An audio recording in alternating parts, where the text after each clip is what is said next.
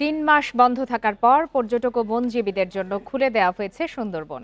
সোমবার থেকে জেলেরা অনুমতি নিয়ে সুন্দরবনে ঢুকতে পারছেন, এতে খুশি তারা।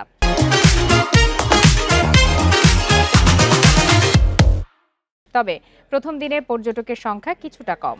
বন বিভাগ জানায়, আজ থেকে বনজীবী ও পর্যটকরা যথাযথ নিয়ম কানুন মেনে সুন্দরবনে প্রবেশ করতে পারবেন।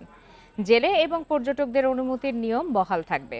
এ সময়ে বনের মাছ, কাঁকড়া ও অন্যান্য প্রজাতির প্রজননকাল হওয়ায় এই সিদ্ধান্ত। ফলে বন্যপ্রাণীরা অবাধে বিচরণ করতে পারে এবং তারা নিরাপদে প্রজনন করতে পারে। সেই সাথে বনের নদী খালে আগামীতে মাছের উৎপাদনও অনেকাংশে বেড়েছে বলেও ধারণা করছে বন বিভাগ। প্রতি বছর ১ জুন থেকে ৩১ আগস্ট পর্যন্ত ৩ মাস সুন্দরবনে পর্যটন ও মাছ ধরা বন্ধ থাকে। বর্ষা মৌসুমের সৌন্দর্যটা একটু অন্যরকম থাকে, আসলে সেই সৌন্দর্যটা আমরা মিস করছিলাম।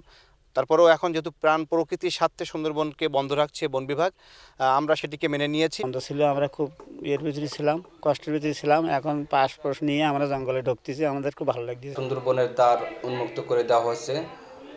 স্থানীয় জেলে বাউলিরা তার অধীর আগ্রহে সুন্দরবনের যাওয়ার জন্য, মাছ কাঁকড়া আহরণ করার জন্য তারা ইতিমধ্যে আমাদের ফরেস্ট স্টেশন থেকে পাস নিয়ে তারা মাছ কাঁকড়া আহরণ করার জন্য রওনা দিচ্ছে।